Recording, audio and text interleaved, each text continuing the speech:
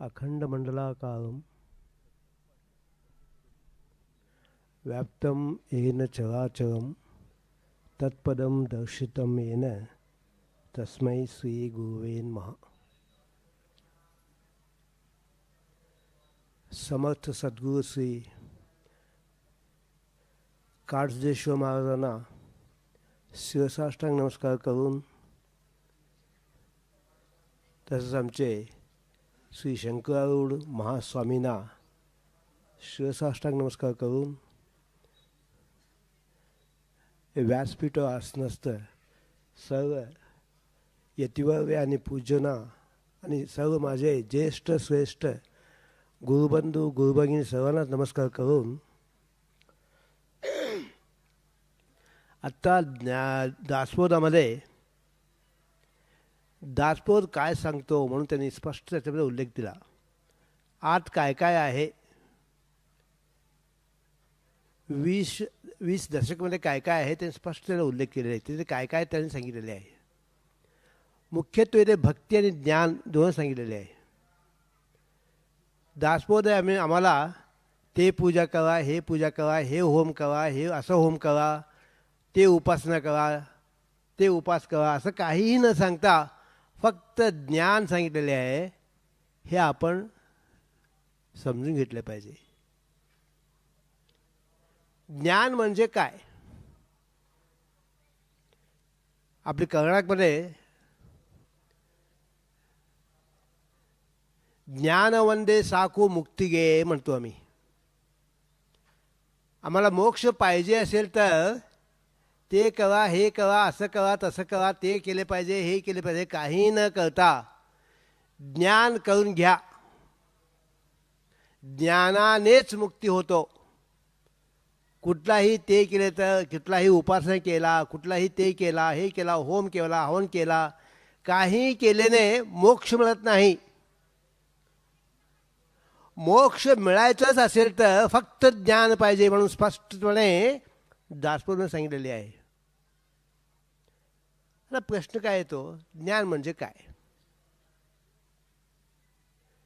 ज्ञान म्हणजे काय तर असं तसं असं काय नव्हता. ज्ञान म्हणजे दासबोधाने स्पष्ट सांगितलेले, पहावे आपणासी आपण, ह्या नाव ज्ञान. म्हणजे आत्मज्ञान करून घ्या. मी म्हणजे आत्मा, आत्मज्ञान करून घेणे म्हणजे ज्ञान.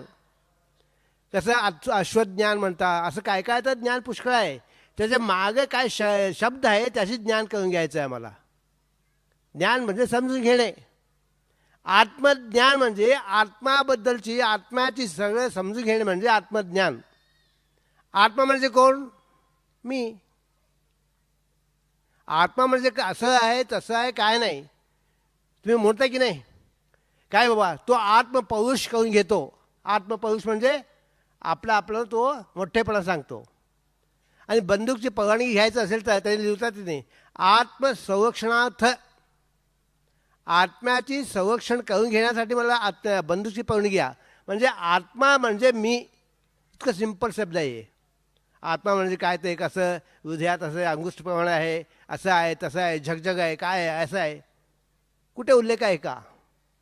आत्मा म्हणजे मी. माझं ज्ञान मी करून घेणे म्हणजे आत्मज्ञान आहे. हे ज्ञान करून घ्यायचं आहे. तुम्ही विचारणार, काय बाबा माझं ज्ञान मला माहीत नाही का? मी असा आहे, मी असा एक मोठ्या कुटुंबाची व्यक्ती आहे, माझे इतकं घोडा गाडी बंगला सगळे आहे, मी असा आहे, असं तुम्ही सांगता की नाही? माझं मला ओळख नाही का म्हणून तुम्ही सांगता. पण विचारतो, तुमची तुम्हाला ओळख आहे का? तुम्ही म्हणणार माझं, तू कोण आहेस? मी हनुमंत आहे. चांगलं बाबा, हनुमंत म्हणजे कोण? ते रामाचा शिष्य सेवक हनुमंत. तू आहेस का? तो नाही हो म्हणत. मग कोण तू? मी हनुमंत म्हणतो की आम्ही. मग हनुमंत कुठे आहे? इथं ह म न तर काय तर उल्लेख आहे का? मग हनुमंत म्हणजे कोण? त्यावेळी त्यांनी लास्ट असेल शॉर्टमध्ये सांगतो तुम्हाला, निर्णय असा येतो, आपली ओळखून घेण्यासाठी आई वडिलांनी ठेवलेले एक नाव आहे. आई वडिलांनी ठेवलेले नाव आहे, मी तो हनुमंत नाव आहे. आईच्या पोटात येत्या वेळी तू हनुमंत होतं का? किंवा 12व्या दिवशीच्या अगोदर तू हनुमंत होतो का? नंतर पण नाव चेंज होतं, पण तू नाव नव्हेस, हे स्पष्टपणे समजून घ्या. आम्हाला कोणतं हनुमंत असला व्यक्ती आहे असं व्यक्ती कोणतं बघितलं ना राग येतो. मला तो असं शिव्या दिलेले आहे, मला असं केलेले आहे. तू ते नावच नाहीस हे समजून घे. मग नाव नाहीस तर तू कोण आहेस? काय हो तुमच्या पुढे बसले मी आहे मी आहे म्हणे येतो, ते पण तू आहेस का? ते बॉडी आहे तुझी, तुझी बॉडी आहे, ते तुझा देह आहे, ते तू आहेस का? देह लहान होता त्यावेळेस तू लहान होता का? मोठा झाला, तुझा अनुभव मोठं झाले काय? नंतर जेव्हा हे झाला वृद्धापाला कमी होतो का? ह्याला साक्षी असणारा, देहाला साक्षी असणारा चैतन्य तू आहेस, हे देह पण तू नाहीस. मग देहाला कोणतं शिव्या दिले तर, देहाला काय जास्त कमी झाले तर तुला कसा त्रास होतो? माझ्या घरात एक कुत्रा होता, मी काय म्हणतो? माझा कुत्रा म्हणतो. मीच कुत्रा म्हणतो का? तसं तुम्ही हे देहाला माझा देह म्हणता की मीच देह म्हणताय? तुम्ही माझा देह म्हणतो, मग तू वेगळा देह वेगळा. तू देह पण नव्हे, तसंच मन पण नव्हे. ते आत जे काय चैतन्य आहे ते तू आहेस, हे समजून घेणे म्हणजे ज्ञान. आता इतकं वर्ष येतो आम्ही, आत जे काय चैतन्य आहे ते मी आहे. एकदा तर बघायला तुम्ही आत गेले आहे का? मी कसा आहे बाबा, माझं स्वरूप काय आहे, मी कसा आहे? बाहेरचे तुम्ही सगळे केलेत हे उत्तम आहे, मी असा आहे, मी तसा आहे, ते आहे. बाहेर येतो आणि जातो, पण तू खरा तू कोण आहेस ह्याची पण ज्ञान पाहिजे. लौकिक ज्ञान, अलौकिक ज्ञान हे दोन्ही असले तर मी यशस्वी जातो. फक्त लौकिक ज्ञान होता, आत काही नव्हता, त्यावेळी ते वीक होतो. एक राजा होता, त्याला मतिभ्रंश झाला, बुद्धी काय तर हे झाला. मी एक भिकारी आहे, मी एक भिकारी आहे म्हणून सगळ्या घरी घरी जाऊन तो भीक मागत आहे. आम्ही पण तसंच करतो, मला ते दे, मला ते पाहिजे, असं झालं तसं झालं. भिकारी सगळं भीक मागत आम्ही सगळीकडे हिंडत आहोत पंचभूताकडे. पण एकदा त्याला काय तर चांगलं औषध दिले, मी भिकारी नव्हे, मी राजाच आहे. ते राजाला समजल्यानंतर तो भीक मागायला जातो का? कोणाची भीक दे म्हणून सांगतो का?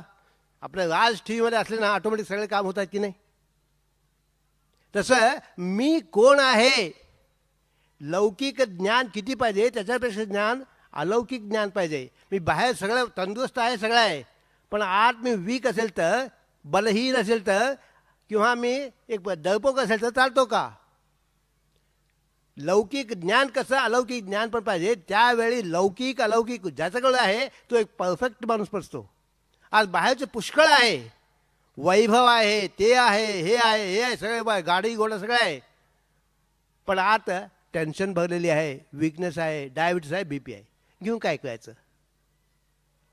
त्या कारणे मला सांगायचं हेतू काय येते, खरा तू कोण आहेस. मी एक व्यक्तीशी बोलत बसलेली आहे, तो अकस्मात मेल्यानंतर बसलेला आहे, म्हणत होतो, तो गेला म्हणतो आम्ही, बॉडी तिथेच आहे ना, मग कोण गेला ना कोण? तू कोण आहेस हे यथार्थ ज्ञान करून घ्या म्हणून आम्हाला कोण सांगते? सद्गुरू अदृश्य काळजी महाराज सांगतात आणि दासबोध सांगतो. त्याकडे मी कोण आहे, इथे कशाला यायचं? लौकिक संपत्ती, लौकिक वैभव हे सगळे देवात त्यांची तपस्येमुळे आम्हाला मिळतो. अदृश्य काळजी महाराज म्हणा, मुप्पीनं काढसे महाराज म्हणा इतकं त्यांनी तपस करून करून ठेवलेली आहे, ती तपश्शक्ती त्यांची मुलाकडे येतो आणि तुम्हाला सगळ्या लौकिक मिळतो, ह्याच्यावर शंका नाही. पण त्यांची अलौकिक काय स्थिती आहे, हे त्यांची बॉडी आहे, पण आतले काय एक शक्ती आहे ते आम्ही समजून घेतलं पाहिजे. आत्ता सांगितलं तुम्हाला, राजा होणे, मी एक सेवक आहे, मी एक असा आहे तसा आहे म्हणून मी भिकारीसारखं सगळ्याकडे फिरत आहोत. ते कमी आहे, हे कमी आहे, असं द्या तसं द्या, ते पाहिजे हे पाहिजे. पण राजासारखं तुम्ही टी व्हीमध्ये असले तर काहीही होऊ शकतं, माया तुमची सेवा करते. आता तुम्ही बघा आपले आदर्श काळजी महाराज, ते केले पाहिजे, असं केले पाहिजे, असं करतो, इसं करतो, काय तर करतो, असं करतो, एक काय तर करायला लहान होऊन फिरतात का त्यांनी? आपल्या स्थितीमध्ये आपण राहतात, फक्त त्यांनी संकल्प केले तर बस सगळे ऑटोमॅटिक होतात की नाही? काय बघा, किती हॉस्पिटल बघा, ते बघा, हे बघा, किती मोठं मोठं काम झालं आहे. ते जाऊन काय असं करतो, मी भिंत बांधतो, ते बांधतो, असं करतो, केलं काय?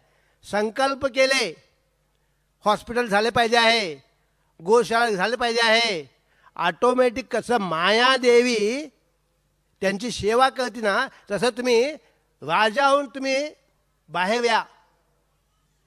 मी आत्माच आहे, मी शरीर नव्हे, मी आत्मस्वरूप आहे, मी परमात्मा स्वरूप आहे, मीच देव आहे. हे तुमची जेव्हा समजतो, जेव्हा तुमची ठाम निश्चय होतो, त्यावेळी माया तुमची सेवा करते. पण तुम्ही काय झाले पाहिजे? मीच देव आहे, मीच आत्मस्वरूप आहे, मीच स्वरूप परमात्मा स्वरूप आहे, हे माझा ओळख करून घ्या म्हणून त्यांनी स्पष्टपणे सांगितलेलं आहे. आता तुम्ही विचारला, मी आत्मा आहे, मी आत्मा आहे असंच बोललं तर, आता घरी एक वडील माणूस आहे समजून घ्या, नवरा आहे, मी आत्मा आहे, मी आत्मा बसले चालतं काय? तो बाहेर गेले पाहिजे, काय तर आणले पाहिजे, काय तर दिले पाहिजे. त्यावेळी बाई काय तर सगळं घरातलं काम करते. मी आत्मा आहे, मी आत्मा असंच बोलत बसले तर त्यावेळी बाई काय म्हणते, हे जा बाहेर जाऊन काम करून पैसे आण म्हणते की. तसं इथं कसं व्हायचं? मी आत्मा आहे म्हणून गप्प बसायला चालतो का? प्रपंच चालतो का? कसं व्हायचं म्हणून एकदा हनुमंतला विचारले, तू कोण आहेस? त्यावेळी फार छान उत्तर दिलं त्यांनी, देहदृष्ट्या मी तुझे दास आहे. रामाची दास कोण? हनुमंत. देहदृष्टीने तू विचारले तर रामाचे दासानुदास आहे. जीवदृष्ट्या विचारले तर अंशक हा. राम एक मोठा एक दिव्य स्वरूप आहे, परमात्मा स्वरूप तो आहे, मी आत्मा आहे. इथे समजू घ्या डिफरन्स. जगामध्ये कसं व्हायला पाहिजे? गुरुचे एक मी सेवक आहे म्हणून सगळे काम केले पाहिजे, सगळे केले पाहिजे, सगळे झाले पाहिजे. हे मी आत्मा म्हणून बसायचं नाही. गुरुची आशीर्वाद आहे म्हणून सगळे काम यथार्थने आम्ही केले पाहिजे. हे बाहेर कसं व्हायचं? आत बसल्यानंतर मीच देवाचे एक अंश आहे म्हणून निवांत आनंदाने व्हायचं. काय होतं आहे? त्याची स्वभाव, त्याची आज्ञा, त्यांची आशीर्वाद म्हणून सगळे अर्पण करून त्यांच्यावर एक भार घालून एक अंश लहान होऊन राहायचं. हे दुसरं. सेवक व्हायचं, नंतर अंश व्हायचं. नंतर म्हणतात त्यांनी आत्मनिष्ठा, तोच मी आहे. राम वेगळा नाही, हनुमंत वेगळा नाही. रामाचं जे जे स्वरूप आहे, परमात्मा स्वरूप आहे, तोच माझी आत्मस्वरूप आहे. असं तू कोण आहेस हे समजून घ्या. जगामध्ये कसं वावरले पाहिजे, कसं जीवन जगले पाहिजे, तिथे काय केले पाहिजे, सगळे देवाची म्हणून, देवाचीच आशीर्वाद म्हणून तिथे देवावर संपूर्ण अर्पण करून निवांतपणे आपले कर्म केले पाहिजे. आणि शांत बसल्यावेळी निवांत आत्मस्वरूप झाले पाहिजे. आणि पुढे गेल्यानंतर तसं पुढे गेल्यानंतर तोच मी आहे, तत्त्वमसी. हे आपली मी कोण आहे हे समजून घ्यायचं. शेवटची एकदा एक गोष्ट सांगतो मी तुम्हाला. परवा रामदास तुम्ही झाले. रामदास काय थोर व्यक्ती होते, काय त्यांची मोठी स्थिती होती, काय होते तुम्हाला असं माहीत आहे. अकस्मात रामदासांनी जन्म घेतले नाही असेल तर आता महाराष्ट्रात आम्ही सगळे काय होत होतं तुम्हाला माहीत आहे.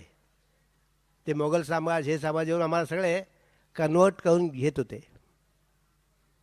रामदास स्वामी आले म्हणून हिंदवी स्वराज्य स्थापना झाली की नाही. अकस्मात रामदास स्वामी नसेल तर आज मी कुठे होत होतो. हे रामदास स्वामी त्यावेळी केलेली काम आहे. संभवामी युगे युगे म्हणतो की नाही आम्ही. कृष्ण काय म्हणतो, जेव्हा जेव्हा कुठे कुठे अधर्म जास्त होतो त्यावेळी धर्म स्थापनेसाठी मी येतो म्हणून समजतो की नाही.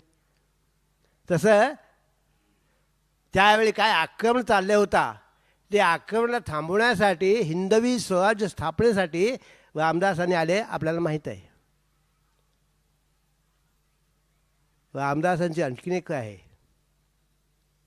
अध्यात्म धर्म स्थापन केले त्यांनी. अध्यात्म धर्म तुम्ही बघा, इतकं मोठे त्यांनी हिंदवी स्वराज्य स्थापने केलेले हे त्यांनी कुठे तर आपली दासोदमध्ये हे काय जात पात असं झालं ते झालं युद्ध का कुठे आहे का.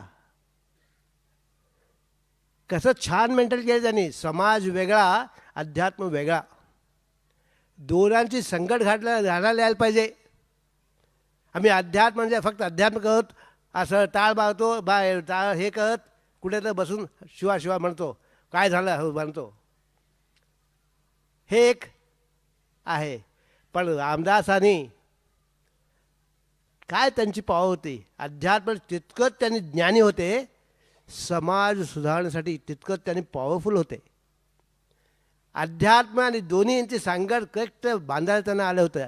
तुम्ही जर बघा दासमध्ये कुठेही तुम्ही असं साम्राज्य स्थापना करा, ते करा, हे करा, कुठे तर आहे का. ते सामर्थ्य असणे फार कठीण आहे. रामदासांना होता. त्यांच्यानंतर जे काय समाज आणि अध्यात्म हे दोघांची एक सांगड हे करून व्यवस्थितपणे चालवायची शक्ती कुठे तर असेल तर ते माझे पूज्य समर्थ सद्गुरू श्री अदृश्य काळसेश्वर महाराजांना आहे. काय तरी तिथे समाज कुठे कुठे हे आहे. आता आपले कर्नाटकमध्ये माहीत आहे मला, कुठे कुठे काय काय तर चालले असते, जाऊन खंडन करून हे असंच झालं पाहिजे, असंच केले पाहिजे, धर्मस्थापना असंच केले पाहिजे, हिंदवी साम्राज्य असं स्थापन केले पाहिजे, ठामपणे सांगायचं हिंमत कोणात मध्ये असेल तर ते माझे गुरुबंधू अदृश्य काळसेश्वर महाराज आहे. असं एक महान संताचे एक कसं त्यावेळी रामदास होते, तेच रामदास आजचे काय एक विचित्र वातावरण आहे, ते सगळे हे करून धर्म स्थापनेसाठी आलेली रामदासाचे अवतार कोणतं असेल तर माझे अदृश्य काळसेश्वर महाराज आहे. गुरु म्हणजे काय ते बसला एक कुठे ते एक व्यक्ती म्हणून समजून घेऊ नका, असं भगवान घालून घेतलेला असं बसलेला. गुरु म्हणजे व्यक्ती नव्हे, गुरु म्हणजे शक्ती आहे. हे त्यांच्यावर श्रद्धा ठेवा. आज आमचे इंचगिरी संप्रदाय म्हणा किंवा काळसेश्वर संप्रदाय म्हणा, असे एक सर्व रीतीने परिपूर्ण ज्ञानी आम्ही फक्त ध्यान करायला येतो. आम्हाला कोणतं आलं ना, ए बाबा आम्हाला होत नाही म्हणतो आम्ही, माझं आहे वैयक्तिक विचार आहे. माझ्यावर कोणतं आक्रमण करायला आलो, रामदास काय नाही तेच कुबडी होतं ना, कुबडीमध्ये आत त्यांची चाकू पण होतं त्यांच्याकडे.